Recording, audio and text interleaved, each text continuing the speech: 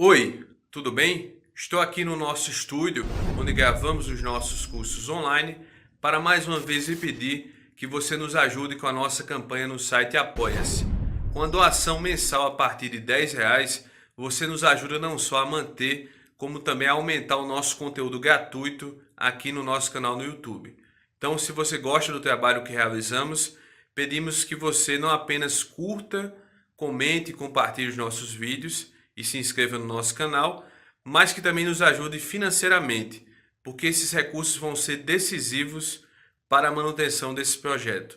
Logo, se você gosta do que fazemos, pedimos que você entre no link aqui na descrição e faça a sua doação a partir de R$ 10. Desde já, nós agradecemos bastante toda e qualquer ajuda. Muito obrigado e bom vídeo.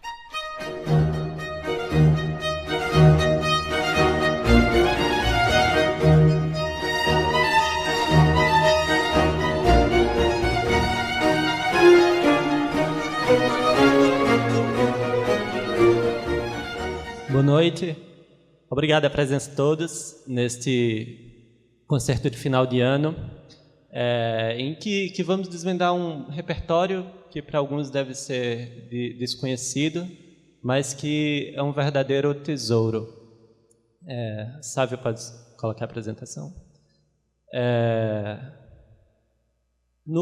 Para quem esteve presente no último concerto, a gente olhou um período mais recente da música, lá do romântico vindo até o século passado.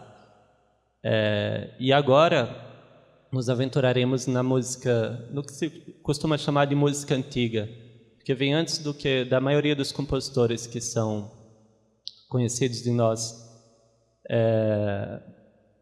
Então, e pelo mesmo motivo, muitos talvez não tenham ouvido ainda esse repertório. Que nós veremos não só que é belíssimo, mas que também tem várias chaves para poder melhor apreciá-lo, que a gente vai tentar passar aqui durante esta noite.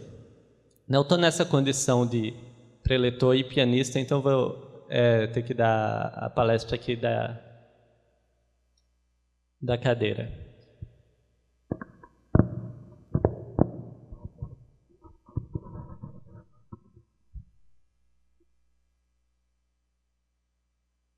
Bem, então, enquanto ajeita lá, eu adianto os comentários sobre o título do concerto, a polifonia na música renascentista e barroca. Então, a primeira coisa é o que é essa polifonia. A maior parte da música que nós ouvimos, popular, mas mesmo as músicas clássicas que estamos acostumados,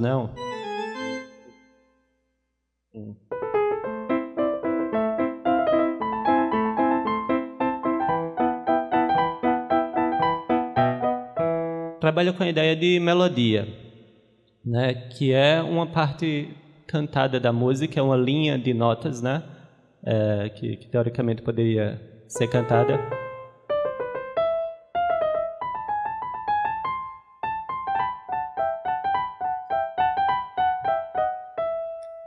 Que pode ter algum acompanhamento, mas que não tem nenhuma função tão essencial à música, tanto é que ele pode ser bem flexível,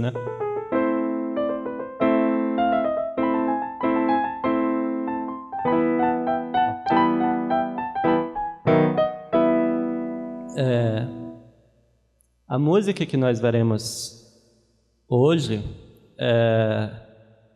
não envolve uma só melodia, envolve várias melodias cantadas ao mesmo tempo. Como é isso?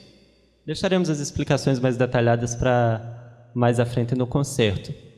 Mas isso já explica o termo polifonia, do grego, alguns devem saber, várias vozes. Então temos aqui 4 cantores de altíssimo nível, alguns dos quais já foram prestigiados aqui mesmo nos eventos do Instituto Borborema. E para começar, vamos dar uma situada cronológica só e depois já entrar com música. No concerto passado, isso é só para lembrar quem estava presente, Este período que está em verde destacado era o período que a gente estudou, né? E eu coloquei lá como referência Bach, Beethoven, Mozart, que são compositores conhecidos para termos uma situada. E como eu falava há pouco tempo, a gente agora vai andar para trás nessa linha do tempo, mais para trás. Esse vai ser o período que estaremos olhando. A maior parte dos compositores é contemporâneo, inclusive, é o século XVI. O grosso, a maior parte do que veremos hoje é do século XVI, são contemporâneos de Camões, por exemplo, né? E para começar, como eu disse, né, vamos começar com música, depois a gente vai conversando. Então, O Magnum Mysterium.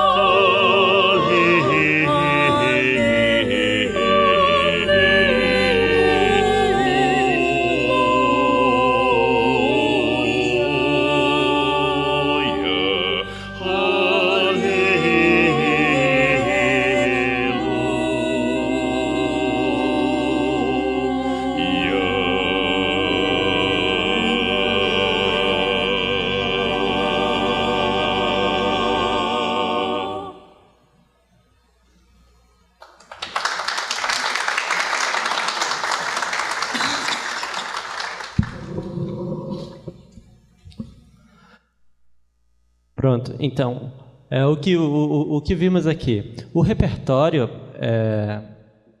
que veremos nesta primeira parte do concerto é completamente vocal, né? Então, estou aqui no órgão dando uma base, e eu quis colocar a música aqui já no começo, a princípio, sem nenhuma explicação, para a gente sentir que, a princípio, não precisa de explicação para sentir que a música é bonita, né? Mas aqui para o final do concerto a gente vai desenrolando isso. Então, para ajudar a entender, aqui a gente teve uma composição a 4 vozes, ou seja, cada um dos 4 cantores estava fazendo uma coisa diferente, né? Algo que torna esse repertório um tanto desafiador. Então, cada um estava conduzindo uma melodia e essas melodias tinham que se encaixar. Como nós tendemos a não estar acostumados a esse tipo de repertório, nosso ouvido também precisa ser um tanto educado, né, para escutá-lo. E o que a gente vai começar a fazer agora é praticar. Então, essa composição é de Tomás Luiz de Victoria, voltaremos a falar sobre ele mais na frente. Mas agora vamos ver o nosso segundo compositor, né, da noite, que é o Orlando de Lasso. Um compositor belga, holandês, na região que hoje é Bélgica, que tem um repertório bem variado, um compositor bem criativo. E começaremos vendo uma peça dele para 2 vozes, né, para nós começarmos a treinar. Então, a peça que nós veremos é o Oculus non vidit, que é baseada num texto sacro, imagino que da carta de São Paulo aos Coríntios, né, em que ele fala: nenhum olho viu, nenhum ouvido escutou, né, e não entrou no coração de homem algum o que Deus preparou para aqueles que o amam, né? Aí eu escolhi uma tradução mais literal para ajudar o pessoal do latim, né? Aliás, falando com os alunos, né, quem teve dúvida do ascendit está no singular e o que está no plural, isso é uma imitação de um recurso do grego, que ele costuma fazer esse neutro plural concordar com o verbo no singular para traduzir as coisas. Então, para esse dueto, nós vamos usar nossas moças aqui, Samara e Aluska. Samara é a nossa soprano, o que quer dizer que ela canta, né, mais alto, mais agudo do que todos os outros. E quem vai fazer o contraponto a ela é a Aluska, que é a nossa contralto. Deixa eu me localizar aqui.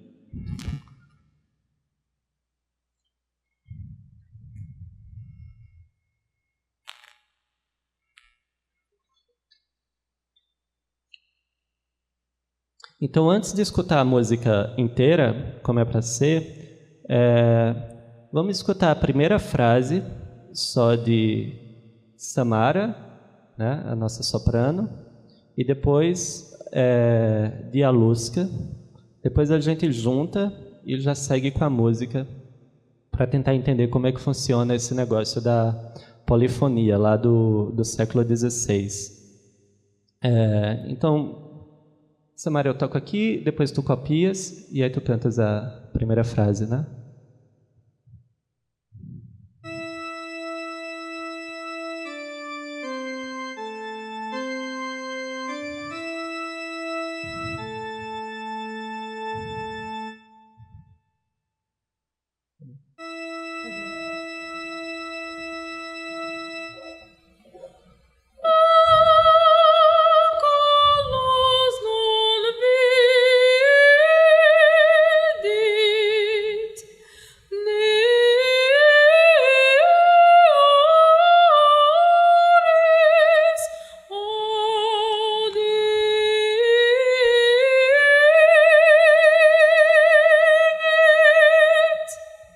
Perfeito.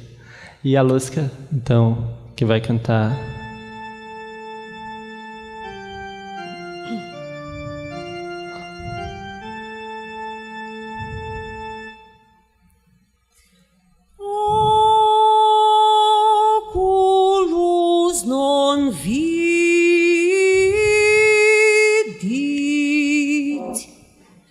Nec auris audivit.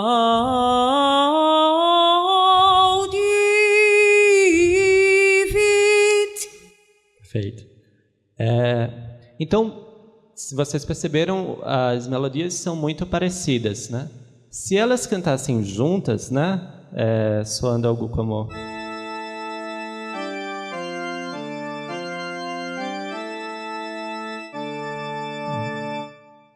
já seria bonito a harmonização, mas o truque aqui vai ser em que a Lúcia está imitando Samara um tempo atrasado. Ela vai cantar um pouco depois, mas a melodia foi pensada pelo compositor para que mesmo assim a música encaixe, né?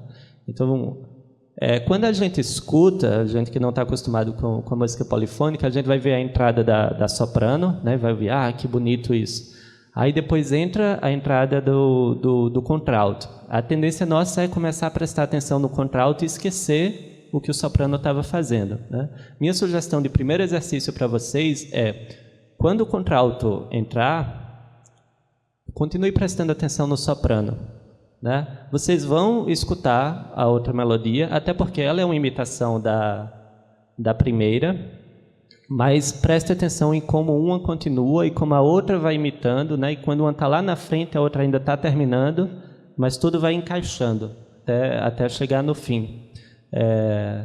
E se no começo vai ser assim, né? Samara dá o tom e depois a Lúcia imita, depois isso vai inverter, né? Acho que quando chega lá no Quae preparavit Deus, aí inverte. Você vai ver o contralto cantando primeiro, dando uma melodia, e a soprano imitando, de um jeito ligeiramente diferente.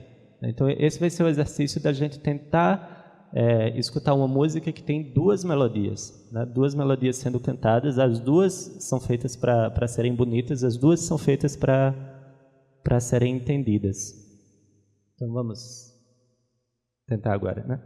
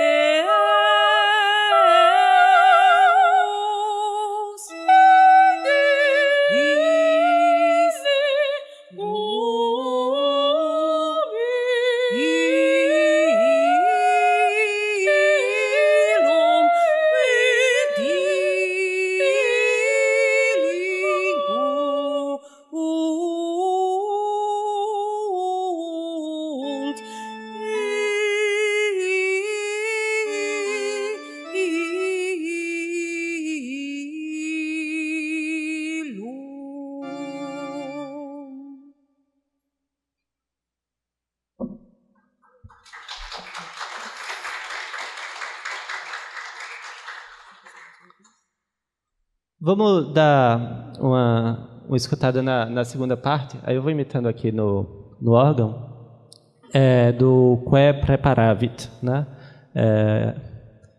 Que aqui a gente tem uma imitação com inversão da melodia, né? Então vai ser um exercício interessante. Vocês vão escutar de um lado e do outro vai aparecer depois.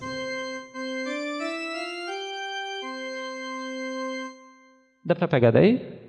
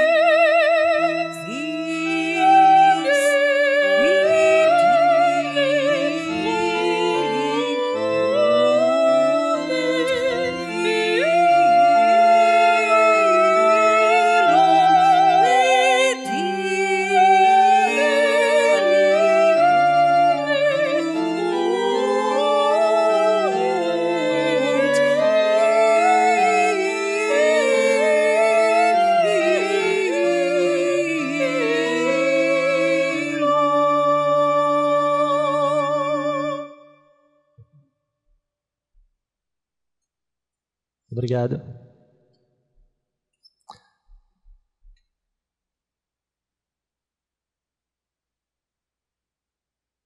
E pronto. Aproveitando esta composição, então a gente pode começar a falar da técnica do contraponto. Então aqui já entram duas palavras para vocês, né? Polifonia é a ideia de você compor uma música com várias vozes.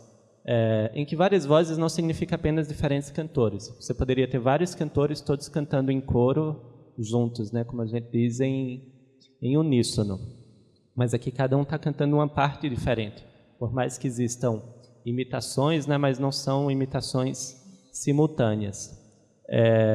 Então essa técnica de você tentar costurar, desenhar uma música com diferentes melodias, que se desenvolveu mais ou menos nessa época e atingiu seu auge aí pelo século XVI, nesse estilo de composição vocal, é o que a gente chama de contraponto, né, da expressão de colocar um ponto contra o ponto se referindo à nota musical, como ela é desenhada na partitura. Então, o desafio do contraponto está em equilibrar duas coisas. Por um lado, você quer que as melodias se harmonizem, né, que elas combinem. Então, isso te leva a querer usar o máximo de consonâncias possível. Consonâncias são notas que soam bem juntas, como, por exemplo...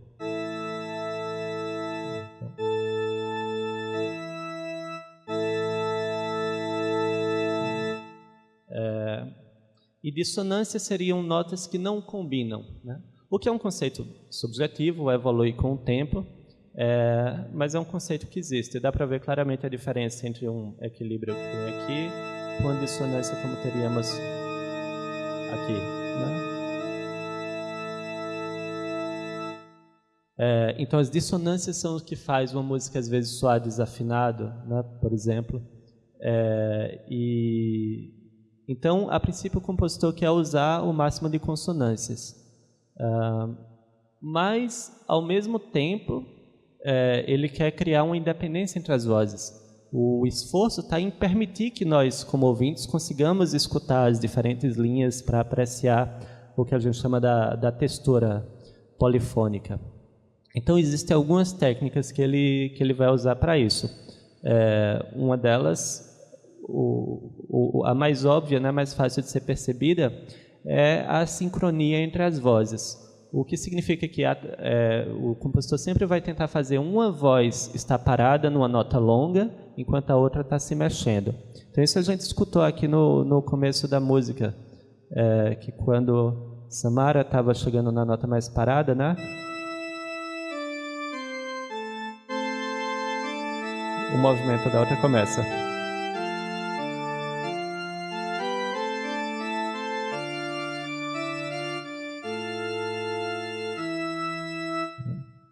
E depois se inverte. Quando uma está na nota longa, a outra começa a se mexer, né? Essa é a primeira técnica. Naturalmente, enquanto esse movimento está acontecendo, é impossível você ter consonâncias o tempo todo. A melodia ficaria muito limitada. Então, parte da técnica envolve isso aí que eu chamei de quê? De dissonâncias intermediárias. Que é o fato de fazer todas as dissonâncias da música parecerem envolvidas, né, por uma consonância, né? Quando a gente tem aqui a gente tem uma consonância, seria considerado para esse período. Aqui uma dissonância, mas essa nota logo chega numa consonância de novo, né? E aqui o nosso ouvido se sente bem confortável, né? Mas não dá para fazer o tempo todo assim, ficar uma voz parada, a outra se mexendo, né? Mesmo nesse começo não é exatamente isso que acontece. Tem umas notas longas, mas as duas vozes têm que se mexer ao mesmo tempo em algum momento. O compositor vai sempre se esforçar para que não haja confusão, colocar, por exemplo, o movimento contrário. Outra técnica, né? Como a gente teve aqui. Ou seja, uma voz está indo do agudo para o grave, né, aqui do piano, daqui para lá, outra está indo do grave para o agudo. E, por último, quando as vozes têm que se mover juntas mesmo, as duas para baixo, as duas para cima. O último recurso que sobra é o das consonâncias imperfeitas. O que é isso? Bem, eu falei, a questão de consonância e dissonância é algo subjetivo e que tem vários graus. Um bom treino para o ouvido aqui sentir. Essas notas, como eu disse, são consoantes, né? Essas aqui, dissonantes, né? E aqui? Eu não sei como vocês classificariam, mas aqui tem o que a gente chamaria de uma, nessa época, né, de uma consonância imperfeita. As notas combinam, né, mas ainda tem uma certa independência entre si. Elas não se misturam totalmente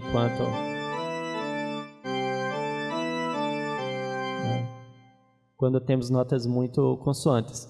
Então, todas as músicas que ouviremos aqui, o desafio do compositor é fazer esse equilíbrio, né? Então, esse período do Renascimento é um período de muita técnica nas diferentes artes, né? Nas artes plásticas e, em particular, na música. Essa técnica do contraponto, ela é estudada até hoje, foi estudada por Beethoven, por Mozart, né?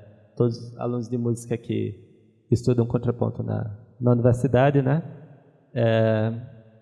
Mas, em particular, essa técnica de composição vocal baseada fortemente no contraponto é algo que ficou muito no século XVI, né? Depois teve outra moda. E aí, para quem assistiu o concerto de ópera, né?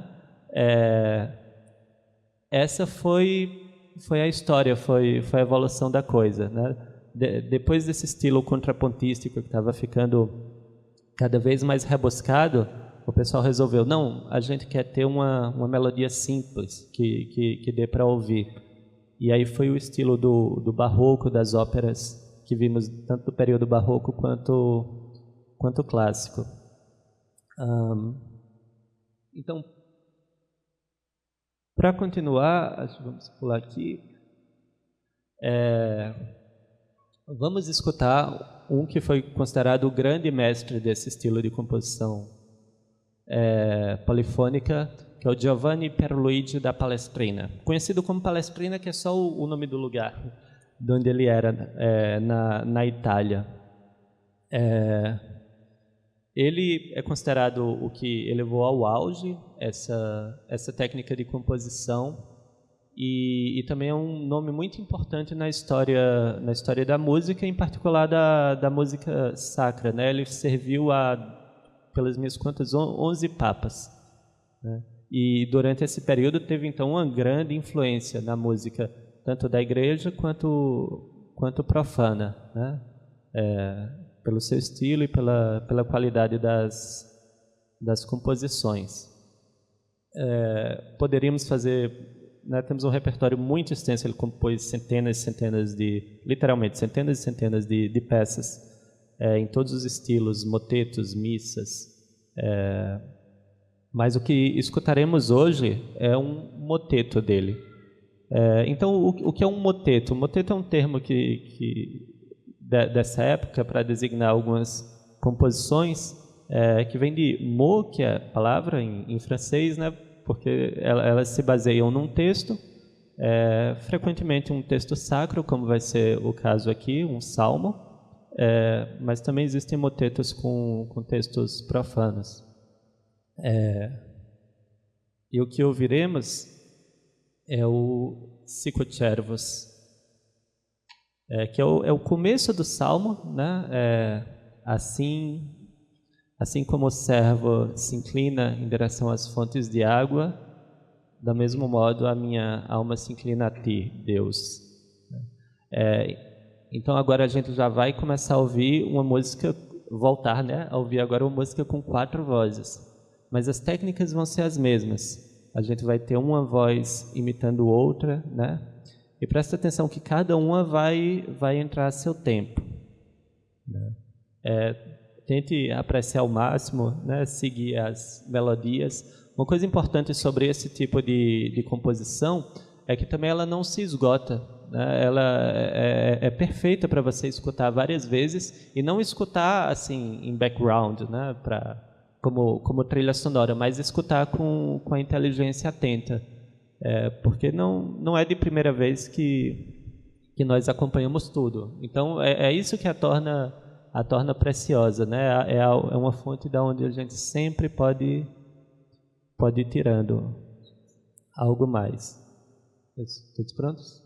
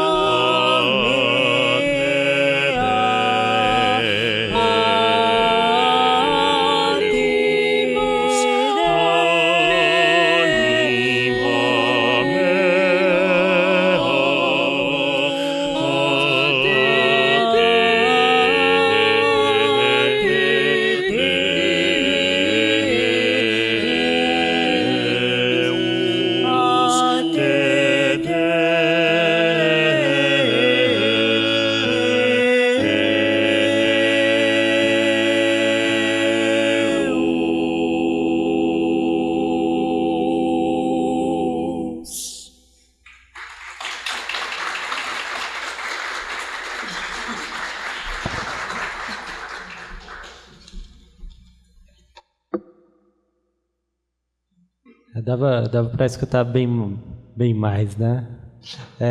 Mas essa é uma amostra de Palestrina, né? Deixando o convite para vós em casa já procurardes mais, porque a obra é muito extensa e muitas peças bonitas. Então, agora eu vou dar um descanso, né, para os cantores, para a gente ver uma coisa interessante, que é o que é que significa a polifonia na música instrumental, em particular na música para teclado, né?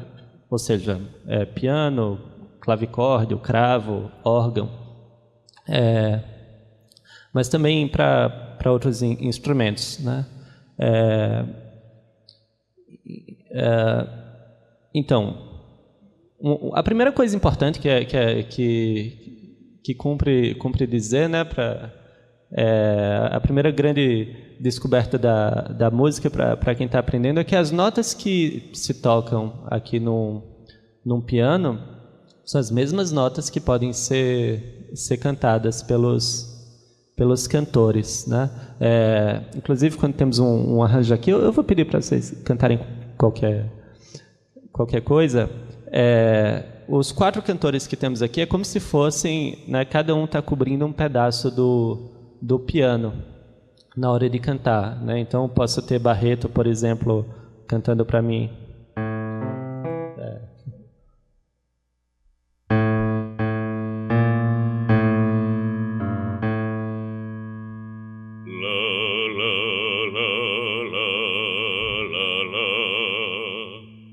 Ou Einstein, né?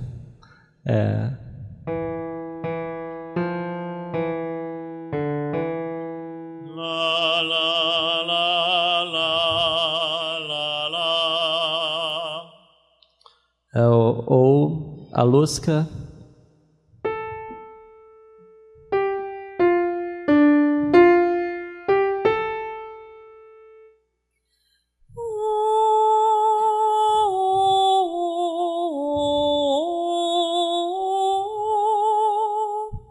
E finalmente Samara.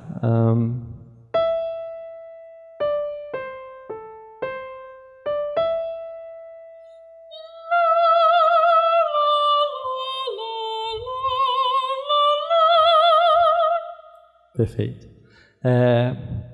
Então, com a desvantagem, né, de que o piano não é tão bonito quanto a voz, mas com a vantagem de que eu posso tocar mais de uma melodia ao mesmo tempo. Então, posso fazer, por exemplo, com a mão direita, como eu fiz aqui em algum momento, a voz de Samara, e com a mão esquerda, a voz de Aluska.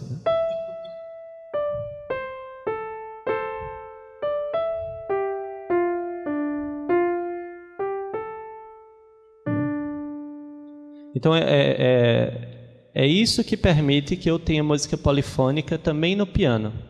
Então, a ideia é que com os meus dedos eu vou tocar, né, como se tivesse diferentes cantores, cada um cantando sua parte. Então, para começar, do jeito que tivemos uma peça a 2 vozes para voz, a gente vai ver uma peça a 2 vozes agora para piano. Na verdade, para cravo, né, na época de Bach, não tínhamos piano.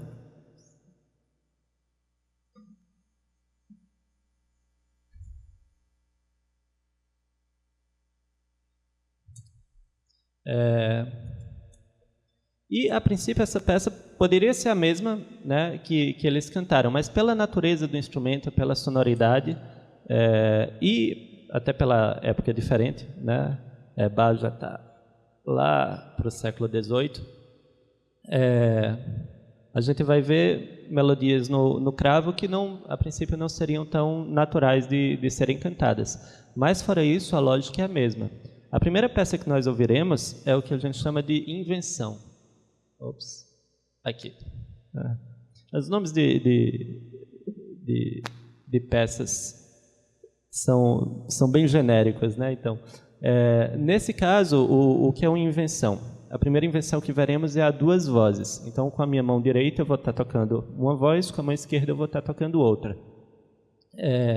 Apesar da sonoridade ser diferente, algumas coisas permanecem na lógica de contraponto. A gente vai ter imitações, né? Então, para a gente pegar o começo da peça aqui, a mão direita vai fazer.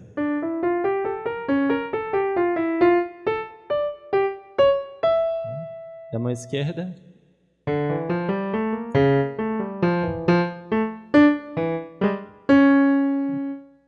Praticamente a mesma coisa, só que elas não vão tocar juntas.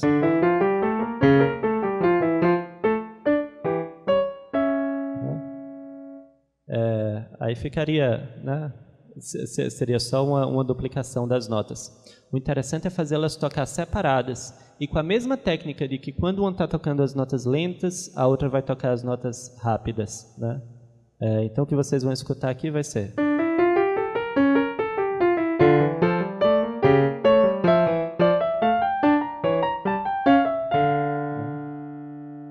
E aí depois a composição segue, né? A invenção é uma peça bem simples, ela vai usar muito um recurso chamado sequência, que é tocar algo repetitivo, né? Quando explicado assim, parece que é fácil. Mas algo repetitivo...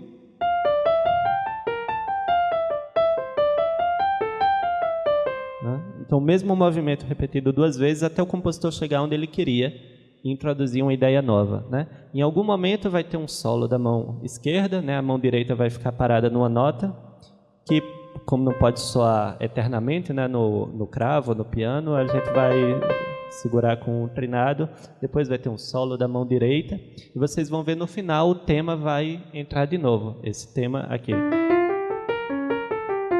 Né? Que é o que dá o caráter da peça, né? É como se a ideia da peça fosse esse movimento, né? E brincando com essa melodia, colocando numa voz e na outra, a peça vai se desenvolvendo. Uma coisa importante é que realmente não existe hierarquia de vozes, né? Não é como se a minha mão direita estivesse fazendo uma melodia e a mão esquerda estivesse subordinada a ela. A mesma complexidade que existe de um lado vai existir do outro. Então, feitas essas considerações, escutemos.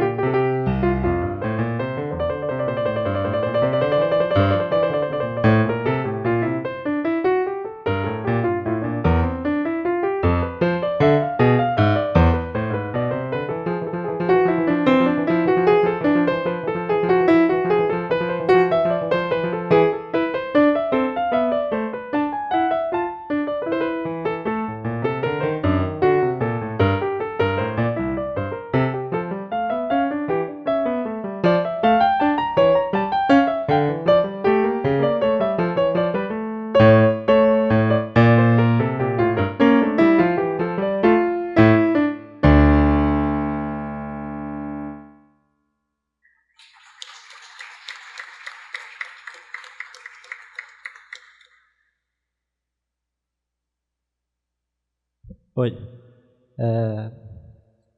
Então, uma peça simples, né? Mas já é interessante para a gente praticar o ouvido. A dificuldade para escutar a polifonia no piano é que não existe uma variação de timbre, né? Então, é fácil reconhecer, mesmo que você tivesse de olhos fechados, né? Os timbres, as qualidades da voz de cada um dos 4 cantores. Mesmo que tivéssemos um coro aqui, né? Um tenor, um baixo, são vozes que têm uma cor diferente. E aqui a gente não tem essa distinção. Então exige um pouco mais dessa atenção. A próxima peça que a gente vai ver é uma invenção a 3 vozes. Então a gente tem agora uma textura um pouquinho mais complexa, porque tem 3 vozes, mas uma parte do tempo você vai estar escutando 2 mesmo. Então eu já faço essa prevenção. Para a gente pegar uma parte aqui do meio, só para sentir como se constrói essa textura a 3 vozes aqui nessa peça, vamos escutar uma de cada vez, né? Então, começando com a voz de baixo.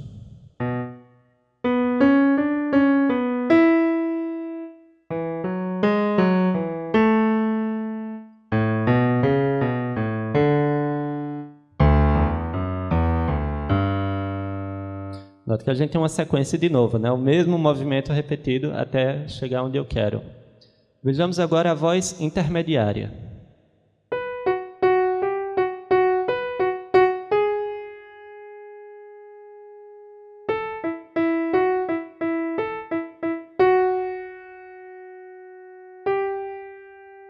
E finalmente a voz superior, a mais aguda.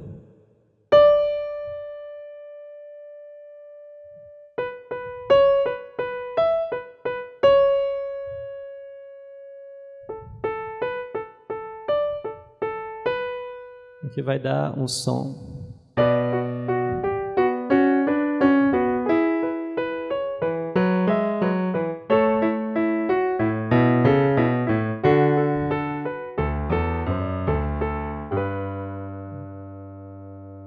Essa vai ser a ideia da textura a 3 vozes. De novo, a ideia da invenção é brincar sempre com os mesmos temas, que é basicamente esse salteado aqui e as escalas, né? Os arpejos, quer dizer. Vejamos como fica.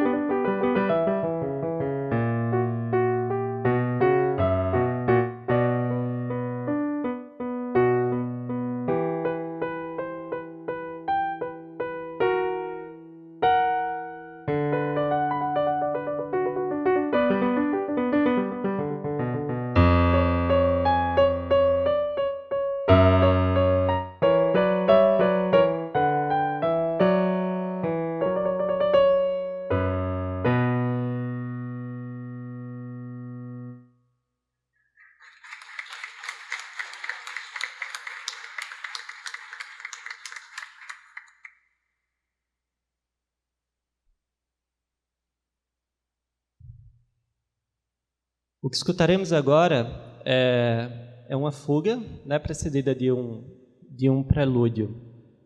Então, o que é uma fuga? Uma fuga é um tipo de composição contrapontística que talvez tenha o auge da complexidade de composição. Os recursos são os que a gente já viu aqui, ou seja, tem várias vozes, uma imita a outra, só que existem várias restrições bem específicas para a construção de uma fuga, né, que a torna um modelo relativamente desafiador e que, do jeito que Palestrina, com a música vocal lá no século XVI, Bach provavelmente foi quem levou ao máximo esse estilo de composição. Hoje, para conhecer, a gente vai escutar uma fuga, que é a fuga em Dó menor número 2, do Cravo Bem Temperado. Cravo Bem Temperado é um livro que ele compôs, né, com uma série de fugas em todas as tonalidades. E dessa série a gente vai escutar uma. Em todas ele precedeu a fuga do que a gente chama de prelúdio. Prelúdio é apenas algo que vem antes, né? E no caso a ideia é o prelúdio tem algum tom do que vai aparecer na fuga, né? Mas para escutar essa fuga, eu vou falar mais sobre a fuga. Então vocês vão escutar o prelúdio, depois eu vou tocar imediatamente a fuga. Mas o que dá para dizer que a gente já pode ir acostumando o ouvido é que toda fuga, por exemplo, essa aqui há 3 vozes, vai funcionar assim: cada voz vai entrar sempre dizendo a mesma coisa, né? Dando o seu alô, que é o que a gente chama do tema ou sujeito da fuga. No caso dessa, vai ser.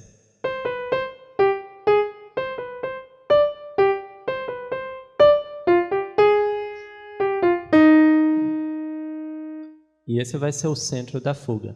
Depois da primeira voz aparecer, a segunda vai responder com o que a gente chama de resposta, mas que é uma imitação do mesmo tema.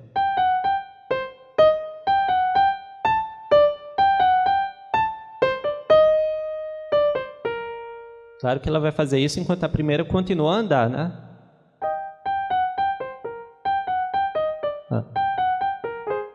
Na hora sai.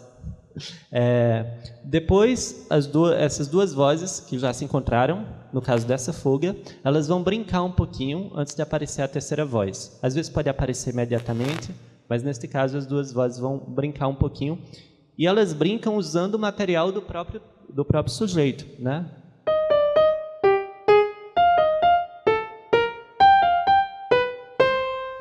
Aquela mesma ideia de sequência, de você repetindo uma coisa que está subindo, né, até chegar onde o compositor quer. Uma voz vai fazer isso, a outra vai fazer.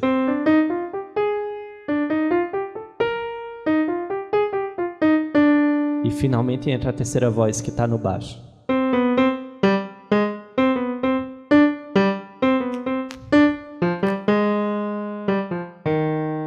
E a brincadeira é fazer sequências para que esse tema fique reaparecendo sempre de um jeito diferente, mas o mesmo tema. Então o exercício de escuta vai ser esse. Eu já previno todo mundo de que a parte mais difícil de identificar o tema é quando ele aparece na voz intermediária.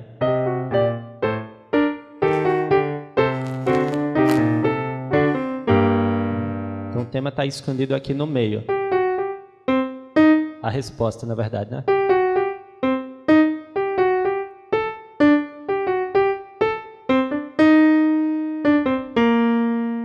E sempre igualzinho. A composição toda vai ser essa.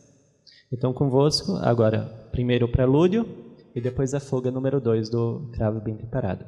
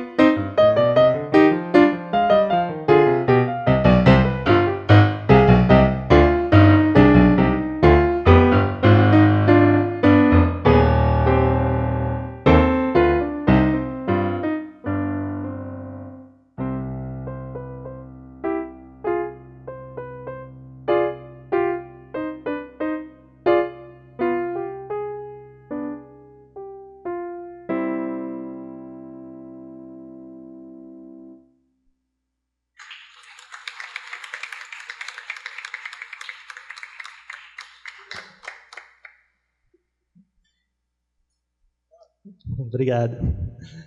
Pegou a entrada final, né, do sujeito?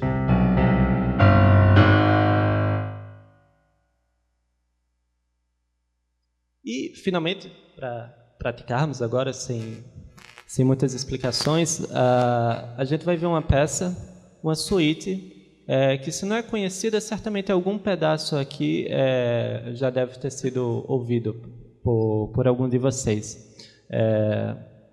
Uma suíte é uma peça mais simples, é uma coleção de danças. Então, esses nomes desses movimentos, na verdade, são nomes de danças.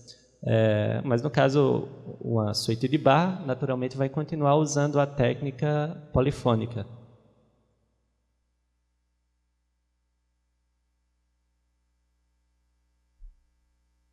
Então, a gente vai aqui apreciar alguns dos movimentos, né, só para consolidar esse ouvido para polifonia no piano, alguns dos destaques.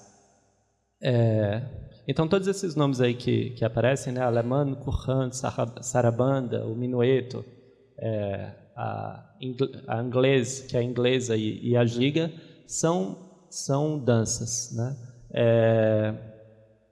Sendo que essas danças vão ser compostas dentro do ritmo esperado para a dança e do andamento, com essa técnica de polifonia. Então, vamos, por exemplo, ver a alemã. A alemã, a gente vai ter duas vozes brincando aqui. Então, enquanto a primeira vai fazer...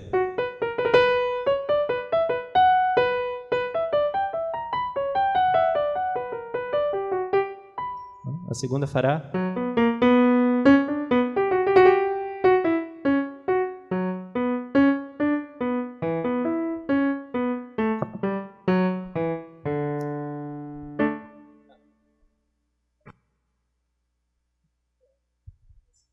Está funcionando? Perfeito.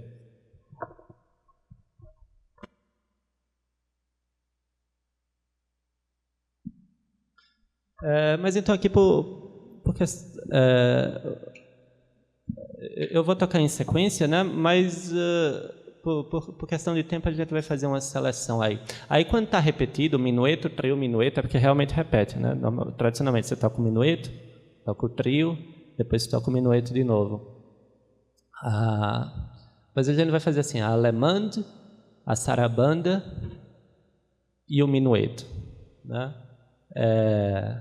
Depois, se tiver tempo, a gente pode dar uma olhada, né? Mas eu vou aproveitar fazendo essa seleção e as músicas, naturalmente, tudo que é tocado repete. Então, um bom exercício talvez seja você que naturalmente costuma acompanhar a voz de cima, né, a melodia. Tente acompanhar a voz de baixo, né? E ver o desenho que ela faz.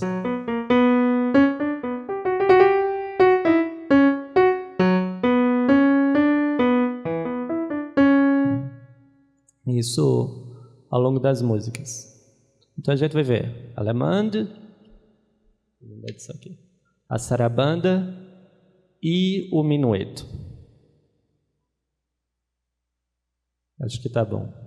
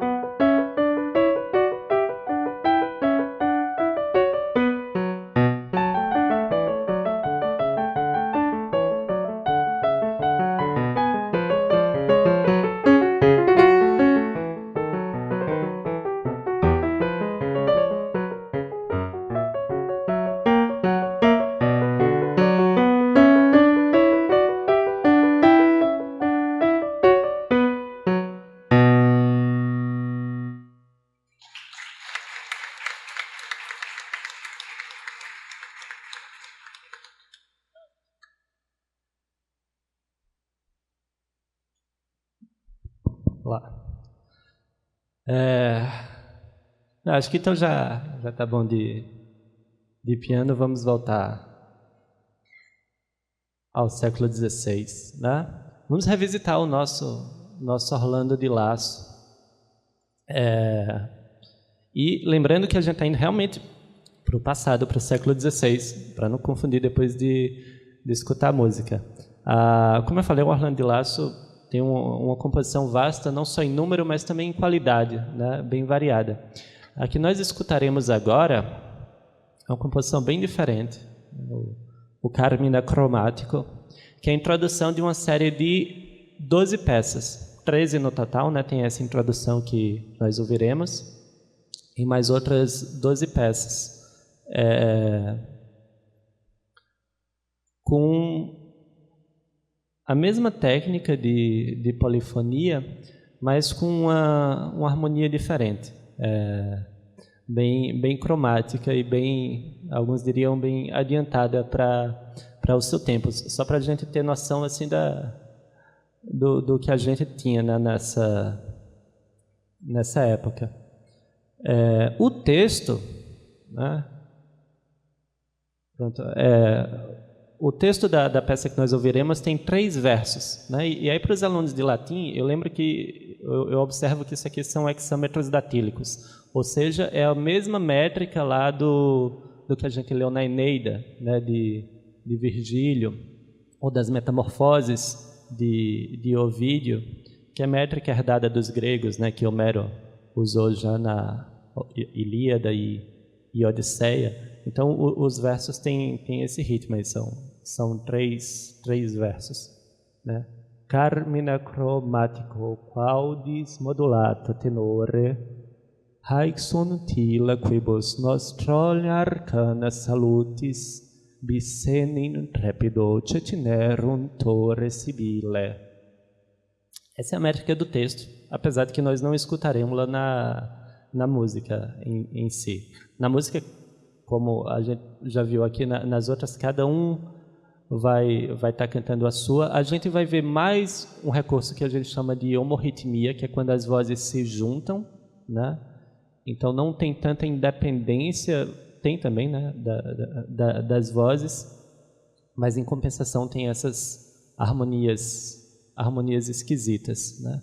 E sobre o conteúdo do texto, né? A peça completa se chama As Profecias da Sibila, né? Profetiae Sibilarum. Cada uma das 12 peças vai sempre ser nesse esquema, né? Normalmente as outras vão ter 6 versos, essa introdução. E a temática seriam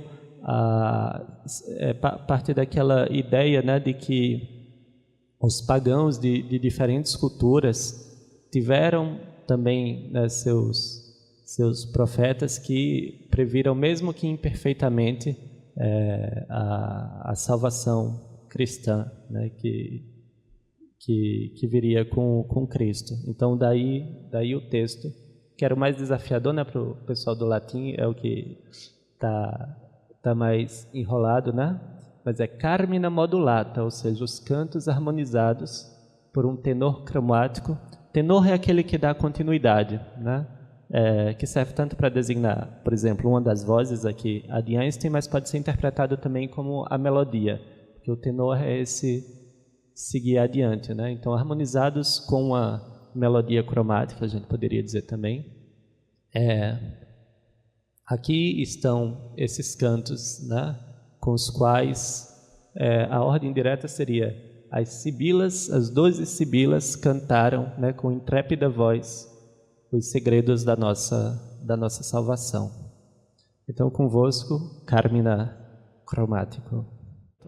Vamos fazer aqui um exercício de construção do repertório, né? A gente vai escutar as vozes separadas para depois juntar. A gente faz o primeiro sistema, todo mundo, né? Então eu vou começar de Einstein, que é o que dá a primeira nota, né? Deixa eu localizar aqui.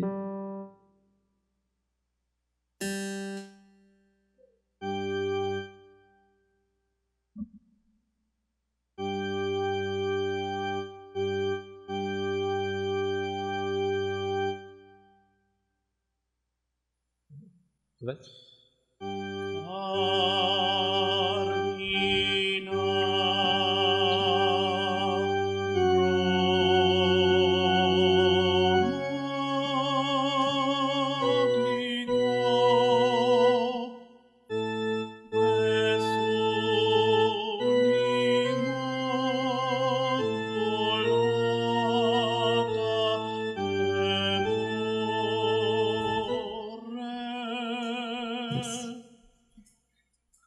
O baixo agora, Lucas.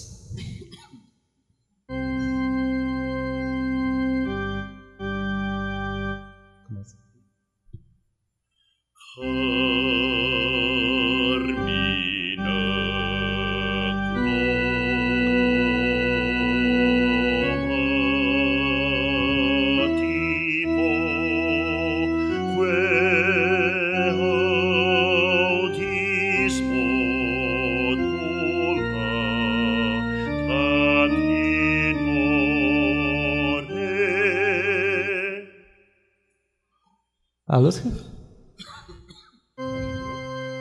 Não, a Lúcia. Contralto.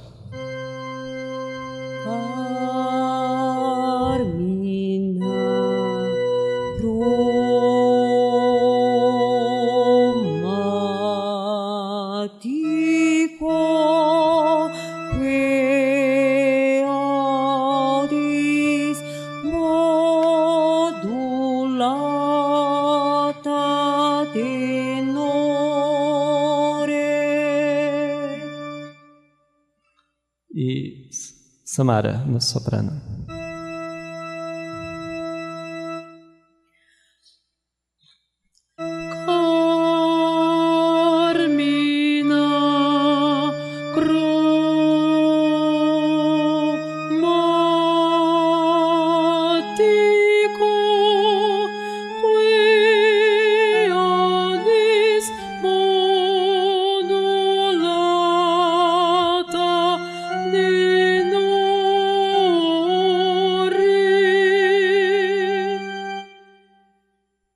Vamos voltando até o fim, eu acompanho.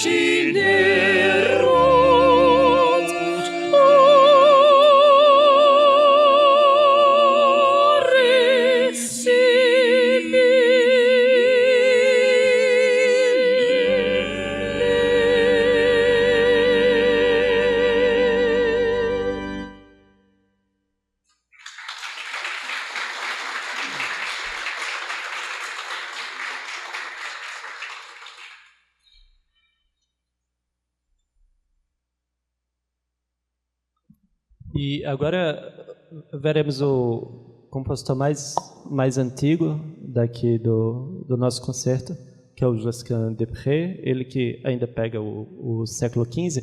Todos os outros, né, para quem observou, todos são contemporâneos. É fácil de lembrar a época de Camões. E o Josquin, na época dele, foi facilmente considerado o grande nome da polifonia e também influenciou muito os que vieram depois. Dele veremos duas peças, então. Uma peça profana e uma sacra. A começar pela peça profana. Profana se diz só em oposição à música sacra, porque o texto não não se pretende a ser usado na liturgia e também não tem temática religiosas. Então a gente tem uma canção de amor aqui, o Mille Regrets, que está nesse francês estranho, porque é um francês antigo, se não me engano chama francês médio, né? Mas a temática do amante arrependido por ter deixado a amada, né? E agora sente tanta falta que sente que vai morrer já. Nesta música a gente vai escutar de novo aquele recurso da homorritmia.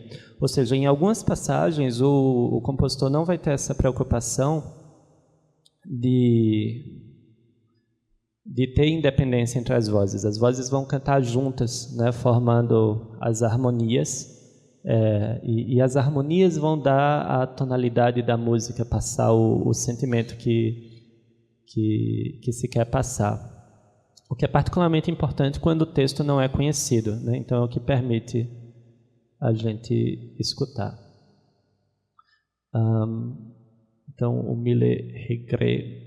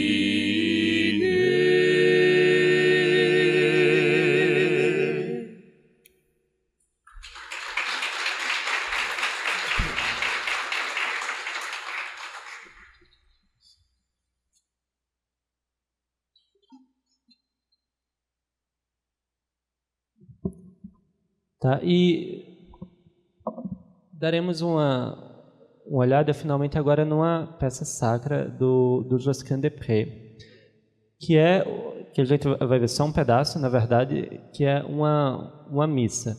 Então, a missa como obra musical começou a aparecer nesse período como recursos que os compositores tinham, né, para fazer uma obra que tivesse uma unidade numa escala maior. Então, a missa como peça musical vai ter estas cinco partes, né? Que, se a gente lembrar, né, a missa, a essência dela é o sacrifício, né, o sacrifício de Cristo que se torna presente. Então, para se localizar, o Agnus Dei é a peça que a gente toca com o corpo de Cristo presente, já na Eucaristia. Os Sanctus antes da consagração. Então, essas duas peças fazem parte do que normalmente se divide, né, a segunda parte da missa, o rito eucarístico, e os 3 primeiros, o rito da palavra. Outra divisão que a gente pode ter para lembrar é baseado num contemporâneo do Tomás Luiz de Victoria, que a gente viu lá no começo, que a Santa Teresa d'Ávila e o São João da Cruz, na divisão de caminhada espiritual, né, eles veem 3 fases, que é a fase purgativa, iluminativa e unitiva, que dá para ver também na missa. Então, a fase purgativa seria o começo da missa, quando a gente pede o arrependimento dos pecados. E aí tem o Kyrie, que é um texto da missa que não foi traduzido, né, que manteve-se o grego, quando pede Senhor misericórdia. Depois a gente vai ter a liturgia da palavra, que é precedida pelo credo, e finalmente a via unitiva, que seria a comunhão. Mas como a maior parte aqui de nós deve estar na via purgativa, a gente vai dar uma olhada no começo da missa só, que é o Kyrie. E esta missa do Josquin usa um recurso composicional que me parece ser criação dele, que é a partir de uma peça, né, que já existe, uma peça homofônica, ou seja, que só tem uma voz, um canto gregoriano, como é a tradição na igreja, e construir dessa melodia e tirando todas as polifonias para as diferentes partes da missa, o que dá uma unidade à composição como um todo, né? E no caso, ele escolheu um hino composto no século XIII pelo Santo Tomás de Aquino, o Pange Lingua, para a celebração da festa que hoje nós temos, né, do Corpus Christi. Então, o Tomás de Aquino, ele compôs tanto o poema, do qual eu estou colocando aqui só a primeira estrofe, quanto a melodia, o canto gregoriano mesmo, para ser cantado. Então, você tem uma experiência interessante. A gente pode cantar o gregoriano do Pange Lingua?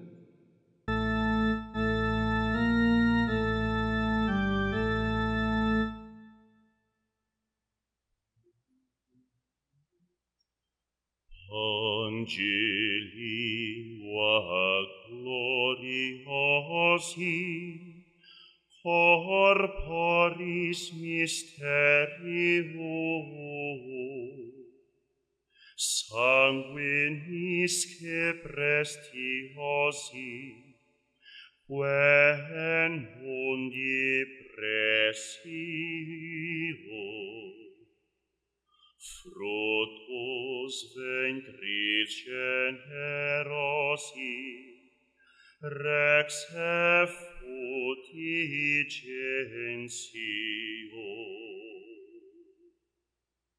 Obrigado. Então, temos aí o hino como composto pelo Tomás de Aquino, e aí ele segue com outras estrofes, mas com essas melodias. E eu quero que presteis atenção na melodia da primeira parte, né, do Pangelingua Gloriose Corporis Mysterium. Pode repetir só essa parte, Lucas? Angelingua gloriosi. Perfeito. No Kyrie, que vamos escutar agora, é exatamente, né, o Kyrie agora do Josquin, né, ele vai usar exatamente essa melodia de início. Depois ele vai ter que modificar para que as vozes se encaixem, né? Só que agora, em vez de ter uma só voz... Bem, quando eu falo uma só voz, se a gente tivesse um coro ou com a própria congregação, todos estariam cantando em uníssono, né? Todos juntos. Isso a gente fala uma só voz, cantar a uma só voz. Mas aqui a gente vai ter, de novo, 4 vozes diferentes. Mas ele vai partir desse tema...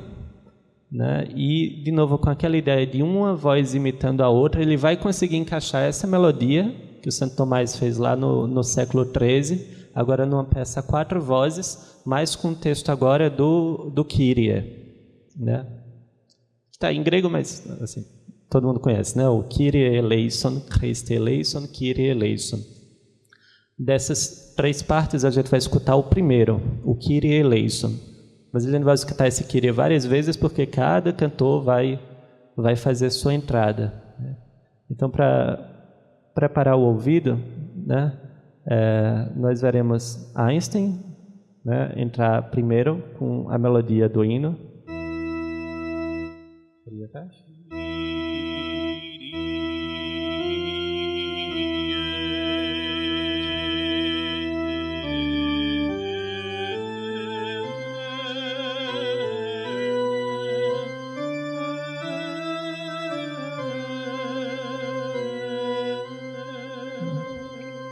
Logo depois de Einstein entrar, Lucas vai imitá-lo num recurso que a gente chama de imitação modal. Então vocês devem ouvir a melodia um pouco diferente, mas a ideia é para não sair das notas brancas, né, do piano, se você estivesse vendo aqui.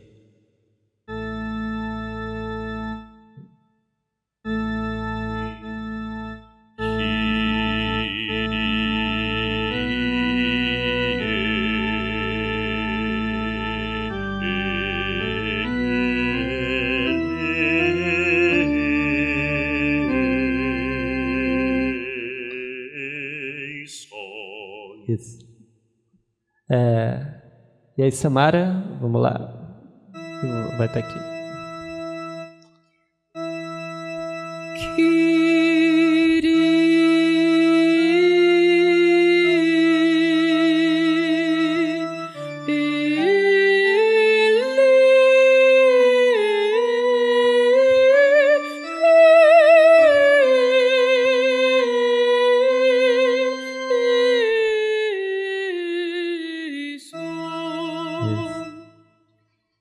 E a Lúcia.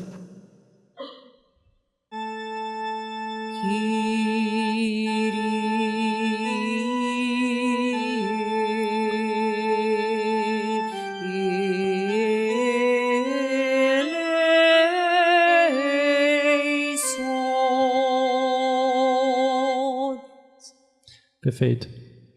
Então vocês vão escutar 2 pares mesmo, né? O par masculino do tenor com baixo e o par feminino do soprano com alto.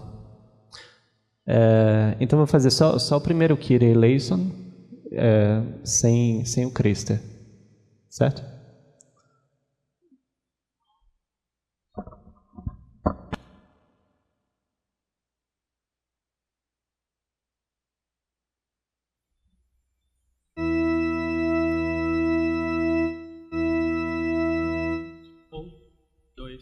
Três, 4, 5, 6.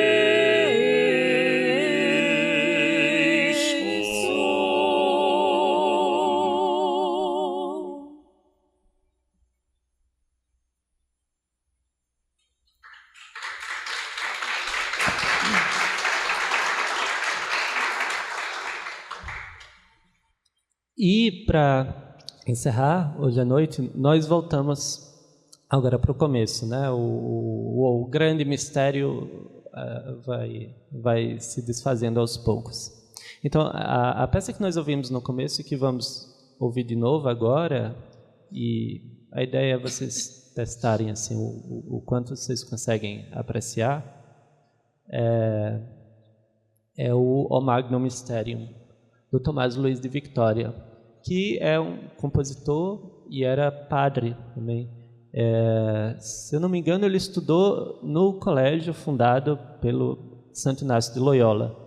E ele é de Ávila, né? Ele é da mesma região da Santa Teresa. Então, começando do texto, né? O texto da peça é esse. Então, estamos no Advento, uma temática natalina, né? É o grande mistério e admirável sacramento que os animais vissem, né, o Senhor que havia nascido deitado no presépio. E aí depois, ó bem-aventurada Virgem, cujo ventre mereceu portar, carregar o Senhor Jesus Cristo. E é o Aleluia, que não é latim, né, é hebraico, Alelu, louvai, Yah, o nome do Senhor, abreviado, né, a abreviação de Javé. E, de novo, a peça 4 vozes. E a gente... É uma peça muito, muito bonita e tem essa riqueza da variação da técnica do contraponto, com a independência das vozes, com a imitação, mas aí fica para vocês prestarem atenção os pontos que se quer adicionar um certo drama, uma certa gravidade no texto, os cantores se juntam, né? E a gente tem um aleluia que aí muda o andamento. Então, convosco, o Magnum Mysterium.